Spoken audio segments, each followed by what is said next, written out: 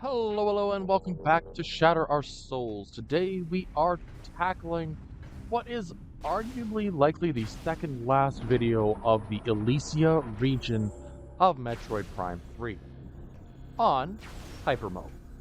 Now, up until this point, Elysia as a region has been more about discovery, more about trying to figure out what's going on behind the scenes. And all of this is fine. I think that there is nothing wrong with this approach to the game as a whole. But now that we've gotten to a point where we effectively have all but one upgrade, it's officially time to start building up and getting ready for the final push of the region. Now last time we did get the grapple hook or the tractor beam for Samus's gunship. Which means, last but not least, we have to create the Theronian Bomb. Now, the Theronian Bomb is basically a medium-sized nuclear device designed specifically to destroy a single shield. Simply due to the fact that it's next to impossible to find the shield generators on the surface of the planet of Elysia, and thus we need to get a little bit more creative with our approach. Now, at this point in time, I want to kind of point a few things out, because I do believe that there is a lot to be gained from this moment on. Now, in Prime 1 and 2, whenever Samus had to get somewhere or had something blocking the way, there was always an option. Prime 1 usually had a upgrade hidden X miles away, and the entire purpose of it was just, oh yeah, let the player do a little bit of discovery, tackle this, that, and the other thing, and we're all good, right? But Prime 2's approach was, if you can't get through it in the light world, what does the dark world look like? And vice versa. But Prime 3, due to its nature as a more cinematic focused game, ends up having a much bigger approach, a much more grand overarching approach that involves set pieces. Now in Brio, this was things like the bombing runs. This was things like well, the bombing runs, the big ones, but each blockade was taken down by the ship missiles. In Elysia, it involves things like getting the grappling hook and slowly building this Theronian bomb throughout the course of the entire, well, of the latter portion of Metroid Prime 3's Elysia planet. But what I like about Prime 3's approach compared to the other two is that it feels as though it is more about the journey and less about, where's the glitch in their defenses. The part I don't necessarily think is ideal comes from the fact that at the end of the day, all of these approaches are kind of miss their mark at times, if that makes sense. Like, yes, I am building up a bomb because for some reason Samus doesn't have access to her power bombs, which she's had for almost the entire series up to this point. It is a very small detail, one that I personally believe is minor at worst, but it does come up a couple times that Samus could breach certain obstacles should the equipment that she would ordinarily have be available. All this is to say, this is a more cinematic focused game, and there's a lot of smaller details that are overlooked or pushed aside temporarily to allow for the cinematic nature of the game to work its magic.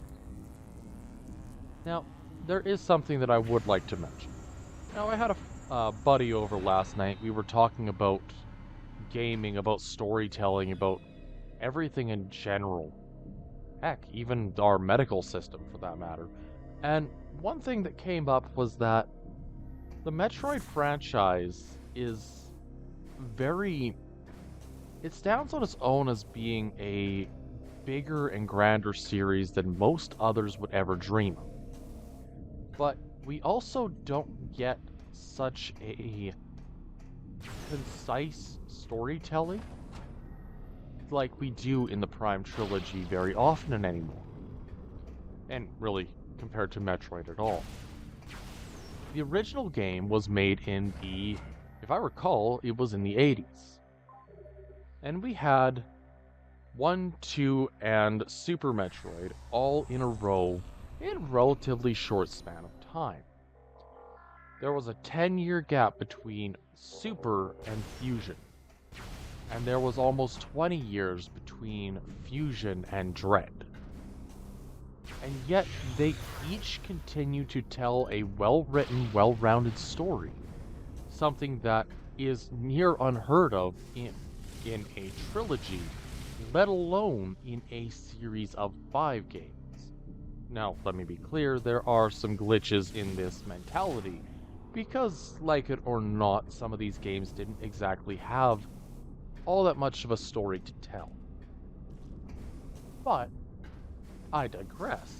If you look at the franchise as a whole and how it developed over time, it is clear to me that there was a level of care taken to this franchise that I don't think is given to very many out there. The third bit is that while there are what I would consider to be 2 major timelines, the Prime and the Classic timeline, ultimately, Metroid ends up with 2 very different but sound stories all compacted into it. Now, other franchises have attempted to do something on this level, but most end up turning into Mario's, which ends up being, oh yeah, every game is connected because it's all the same character, but nothing is really different. Nothing has changed, nothing has moved forward. You could play the games in any order simply because there is very minimal storytelling showcasing what is going on between A, B, C, and D. Or it turns into Zelda, which has, 20 games at this point, but each of them tells a segmented story. It's not overarching with the same character. Or it turns into Halo. Now, Halo has, theoretically, 6 games in its core timeline involving John 117. And each of these games adds more to the series as a whole. Don't get me wrong. But each of these games, after the first 3, when 343 took over after Bungie was taken off the Halo project, it ended up being that Halo kind of fell off because it was a different vision. It wasn't a cohesive storyline being told from a single individual perspective anymore. And so I have to give props to Metroid as a franchise for maintaining such a cohesive story while still allowing for growth in the lore over time. Anywho, at the moment, we are taking down yet another Berserker Lord. Now, at this point, I believe it's now the 3rd Lord we take down. And honestly, it's kind of one of those enemies that doesn't really feel like it's a boss anymore. Each time you face one, the first one is meant to be kind of your first initial challenge. And then you take down the second one on Brio. And the second one kind of feels a little bit on the weaker side compared to the first one. And then you take one on in Elysia, and it just kind of feels hollow. One of the issues with taking on a boss multiple times throughout a game's run is that each attempt, each interaction needs to feel unique. And the Berserker Lord ends up being an enemy that is more approachable and allows players to feel a sense of progression. But it's also the type of enemy that, in my experience, doesn't really lend itself to growth and change over time. Because each time you fight it, it is effectively the same enemy. In fact, I would argue that each time you challenge it, it has a larger health pool, meaning that theoretically each battle should be identical to the first one. But because you fight it so often, comparatively to any other enemy or any other major enemy in the entire trilogy, that it ends up feeling like it is less of a concern. When doing a recurring boss, typically the best goal in mind should be to make each battle more difficult over time. I think they did that with the Berserker Lord. But the difference between the Berserker Lord and something like Dark Samus is that each time you challenge Dark Samus in Prime 2, Dark Samus has gotten stronger, significantly so.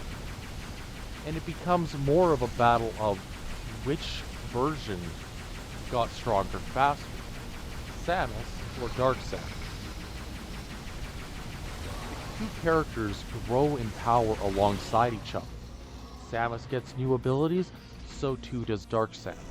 But Berserker Lord just has new unblockable attacks that you have to dodge. Theoretically, that's a good change to have. But it falls hollow because it is almost identical in nature to what the player has dealt with fighting the Berserker Lord previously. I don't know. My own 2 cents on it.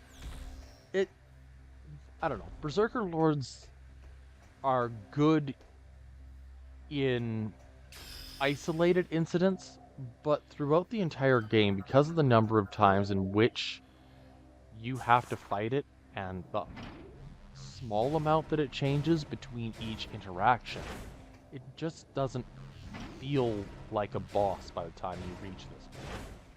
It feels like an obstacle for sure, but one that virtually any player, regardless of difficulty, could get through, provided they understood or have battled it the first time.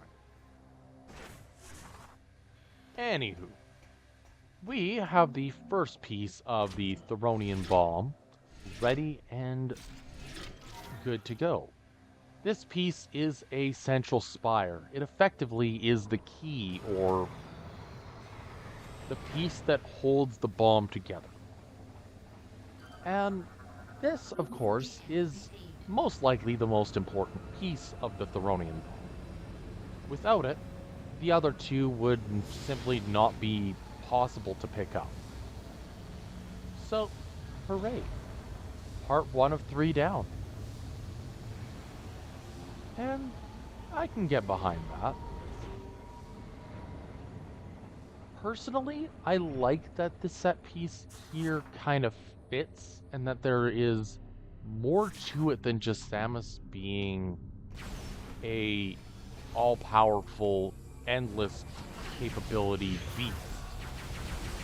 Suppose it's something that doesn't necessarily have an easy answer for it. In some games, your character is given almost limitless power, to a point where most players won't necessarily bat an eye if their character is deemed to be more powerful or less powerful than expected. I just slammed my head into a wall. Samus is one of those characters that ends up being, I suppose, more powerful than most. And this isn't necessarily a bad thing. This isn't something that I'm pointing out because I'm disappointed with it. This is something I'm pointing out because Samus as a character ends up focusing less on raw power and more on the storytelling aspect, more on versatility.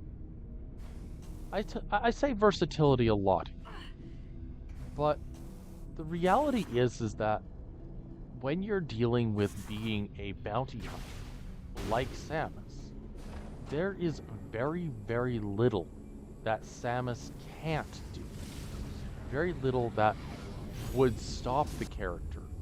Not because she is more powerful, this immovable object or unstoppable force, but because Samus as a character is simply has enough tools at her disposal that she can almost always take down whatever ends up in her way, regardless of its strength. Because if I'm honest with myself, Samus, ironically, probably is not the most powerful being in the Metroid franchise. She's not. If you look at it, Ridley is probably stronger on a one-to-one basis. But Ridley focuses almost entirely in weaponization and power, destruction. Samus focuses more heavily on aspects that are about traversal, maneuverability. And this difference in their approaches ironically makes Samus a more dangerous opponent. Now, up to this point in the franchise, we have never actually seen these brittle husks, to my recollection. They do show up a few times in various games. This is Metroid predation. The idea that the Metroids have had a little bit of a schnack. And I like that about this instance. It showcases that A, they're here before ever running into them. They are a danger to all bioforms around them. This entire section of the planet is absolutely covered in phazon.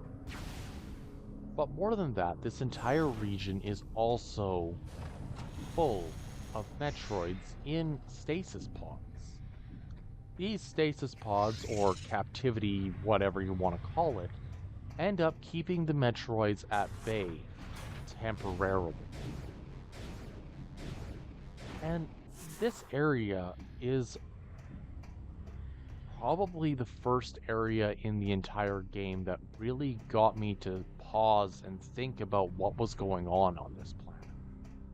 My initial playthrough, it was, oh yeah, this is fun, this is cool, this is interesting. Moving on, let's go tackle the next area, let's go. And when I reached this point, this is the point where I realized that there was something more behind the scenes going on. Now, admittedly, I had absolutely no idea what that was. But I was still invested and interested in finding out what that may have possibly been. And I think that is a strength of this franchise. The fact that it sparks your curiosity and a sense of foreboding long before anything really pops up. Long before it is actually a problem. Walking through these halls lined with Metroids. One, you understand that whatever you do next is going to release them. And two, you know flat out that they're here for a reason, and it is not a wholesome one. It is nefarious. It is probably going to end up with somebody getting in a very dangerous circumstance. But along with that, we also deal with the fact that we're collecting yet another of the artifacts for the final artifact hunt. Now, the battery hunt in Prime 3 isn't as painful as the prior two.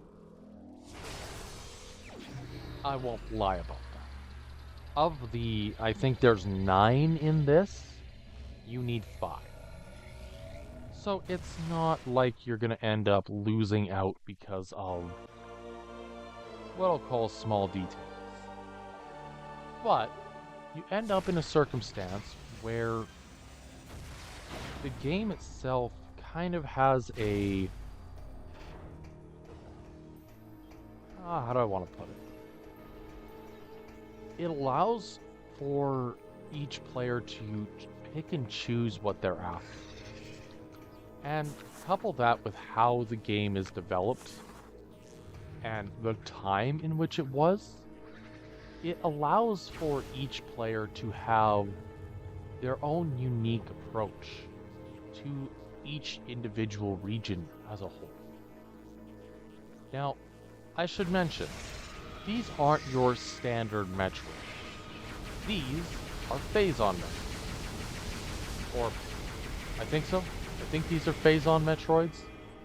Phase-On Metroids, unlike Talon Metroids or the SR388 Metroids, have a degree of intangibility to them. They are capable of phasing through solid matter. This makes them uncannily difficult to keep in a single location. But what it gains from its intangibility, it also loses from its durability.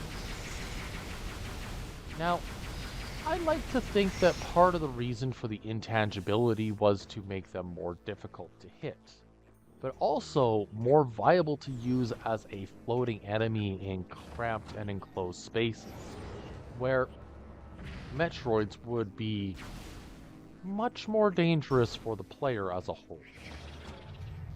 I can't necessarily say for certain because, well, I'm only human and not one of the humans that made the game as a whole. But I always find that the Metroids here they're both more and less terrifying than most other enemies ever get to be. They're just kind of there a lot of the time. Unlike in the 2D franchise, the 3D version of Metroids I've always found to be more... I don't want to say they're weaker, but I want to say that they are much more readily dispatched as an enemy type in the 3D games than in the 2D. In Metroid 1, you had to effectively freeze them and then hit them with missiles. In Metroid 2, you skipped over freezing them altogether and just went straight to explosions. Super Metroid didn't have traditional Metroid.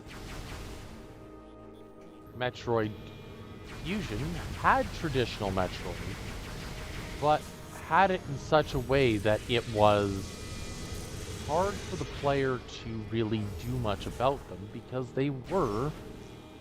you were stuck using ice missiles, something that does get reintroduced in Prime 3. But the missiles themselves kind of had this tracking problem where it never really felt like it fit properly. So, all in all, once again, they're easier to dispatch in 3D space for two reasons. One, they're aggressive, and thus predictable. The second being that in 3D space, Metroids don't really hold up as well, because your means of defeating them is much more readily available, and your means of avoiding them is significantly easier. That's my 2 cents on it, at least. Anywho, we are officially going to finish off this section of the worlds, and we are going to head back to the, I suppose, main zone of Elysia here. Now, one I suppose, question that has always remained with Elysia is, I suppose, what happens after the main game? Metroid 1 left the fate of Talon 4 up to chance. The Phazon was destroyed, the source of the corruption vanquished. But the amount of devastation that happened on said planet made Talon 4 a significantly weaker world, or significantly damaged world, compared to its original, or to what it would have been 50 years prior. If you look at Aether, it's not a significantly damaged world like Talon 4. But you end up with this, I suppose, unique circumstance where Aether was left in a better place than you found it.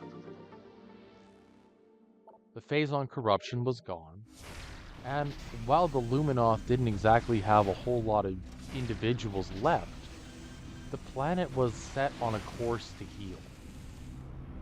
Elysia, however, had only a few of the Elysians left. The Steam Lord, being the, I suppose, sole survivor of the Elysians as a whole, made him a prime suspect, if you will, for being a individual that would seek to rebuild the world, and yet there's really nothing left. My guesstimation is that Elysia, while the planet itself is saved, Skytown is forever changed. How do I want to put this? With the fall of the Steam Lord at the end of the artifact hunt, Elysia doesn't really have any beings left to maintain the electrical systems and Skytown as a whole.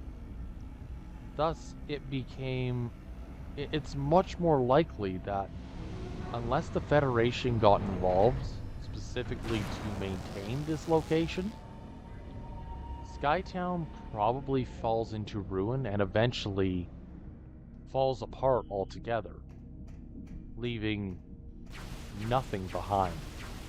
This could be 5, 10, 15 years from then. We don't know how long it would take. What we do know is that Skytown as a whole will never recover from this incident, from what happens to the main portion of the game.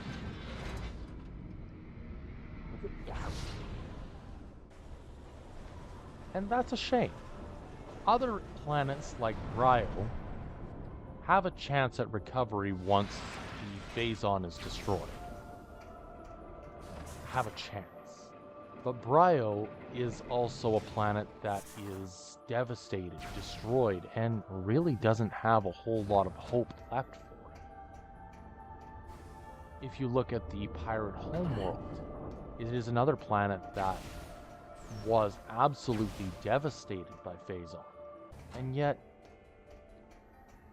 theoretically, once the seed is destroyed, the Phazon kind of dissipates. So, in theory, it is possible that each of the planets could recover on the figurative level. But with the Federation taking over the Pirate Homeworld, its denizens are now once again left to chance, and the planet itself is given a chance to recover, but at what cost? For what reason? And it's kind of a common occurrence, now that I think about it, within the trilogy, that every planet Samus visits, while it is often left in a better place than it was, ends up being... never really gets the chance to be what it was prior to its initial circumstances. And that is a bit of a shame. But it is also, I suppose, one of the only constants in the universe. The only constant is change. And so, within this universe, yes, Samus is theoretically forever and permanently changing every one of these planets that she visits. Mostly for the better. But not everything is going to recover the way that she would personally hope. I believe that is a part of what makes her character so complex and compelling, is that she is finding, often, the best of both worlds. Now, the original timeline, apparently best of both worlds, does include the destruction of multiple planets, but we're going to ignore that for this particular instance. And focusing in on the Prime side, every planet has a chance once she's left. Except Phase. Phase is absolutely demolished.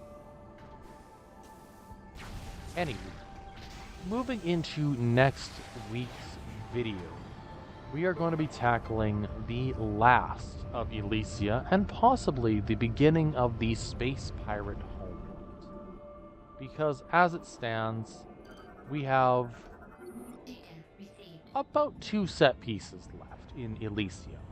The first is dropping the bomb in and of itself, and the second is the final battle with, I believe its name is Helios, in the core of the Leviathan seed, effectively guaranteeing the next arc of Prime 3 to its conclusion.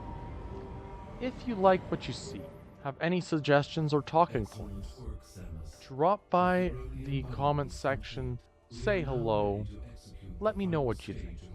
While you're down there, please, I would love if you could like the video and subscribe to the page. There we go, shameless self-plug done. Anywho, suppose Prime 3 is one of those games that is ironically more and less replayable than other games in the franchise.